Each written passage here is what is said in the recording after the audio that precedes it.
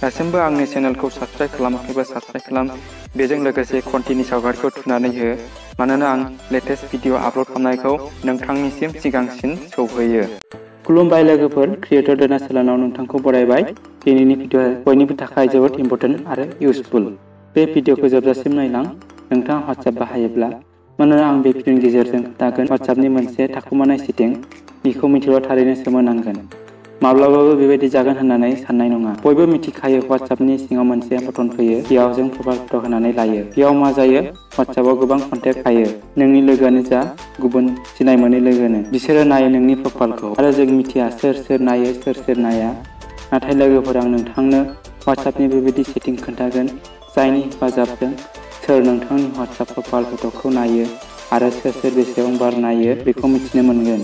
लोगोफोर, WhatsAppनि सिङाव दासिमबो बेबायदि सेटिं प्रभाइड खालामाखै, जायनि हेफाजाबजों आंनि प्रफाइल फट'खौ सोर नायो, खनबेसे नायो बेखौ मिथिया। नाथाय लोगोफोर, आं दिनै नोंथांनो थाबैनो खोन्थानोसै, नोंथाङा लोगोनो खोन्थानानै सक खालामनो हागोन बेबायदि सेटिंखौ खालामनानै। होनब्ला फैदो लोगोफोर, भिडिअखौ जागायनोसै।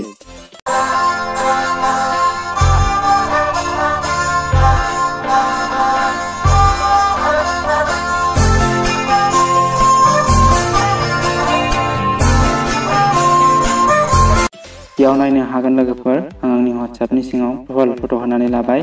नाथाय आं दा सोर नायदों चेक खालामनो हाया। नाथाय बेनि थाखाय नोंथाङा मोनसे एप्स डाउनलड खालामना लानांगोन। बे एप्सनि लिंकखौ भिडिअनि डिसक्रिपसनाव मोनगोन, होनबा नोंथाङा डाउनलड खालामनानै ला। आरो बे एप्सनि मुङा जाबाय वाट्स ट्रेकार। गिबियावनो बे एप्सखौ डाउनलड खालाम। डाउनलड खालामनायनि उनाव अपेन खालामना लादो। जायखिजाया सोंब्ला बेखौ पारमिसन होदो। बेयो लिगेल एप्स, जोबोद मोजां एप्स। बे एप्सनि टार्म्स एन्ड कन्डिसन फोरमायदों, नोंथाङा गोसो जायोब्ला फरायनो हायो। बिनि गाहायाव एग्री एन्ड कन्टिनिउ दंब्ला बेखौ क्लिक खालाम। क्लिक खालामनायनि उनाव बेबायदि नुनो मोनगोन। WhatsAppआव होखानाय फन नाम्बारखौ एखे होनांगोन। आं होनब्ला आंनिखौ होबाय। ओमफ्राय लोगोसे नोंथांनो आं लाइभ टेस्ट खोन्थाबाय। बिनि उनाव गाहायनि साइन इनआव क्लिक खालामदो। बिनि उनाव अके बटनाव थुनानै हो। बेयाव नोंथाङा बेबायदि जाफुंसारनाय खोन्थागोन। आरोबाव बेयाव पारमिसन बिदों, बेखौ एलाउ खालामना होबावदो।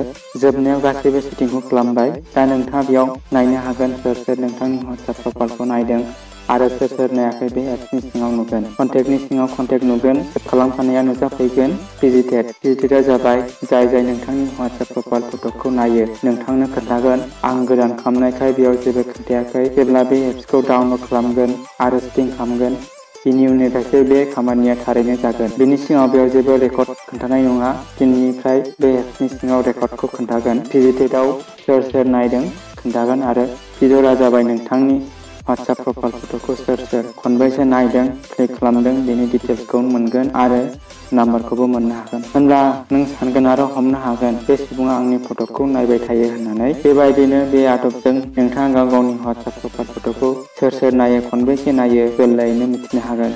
अब्ला लोगोफोर, आं आसा खालामो नोंथाङा बे भिडिअखौ मोजां मोनबाय होननानै। मोजां मोनदोंब्ला लाइक खालाम, थारैनो शेयार खालाम। दासिमबो आंनि चेनेलखौ साबस्क्राइब खालामाखै, साबस्क्राइब खालाम।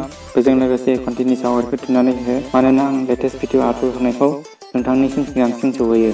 उननि भिडिअ लोगो मोननायसिम जै बर' हारिनि जै, बर' राव गेवलांथों।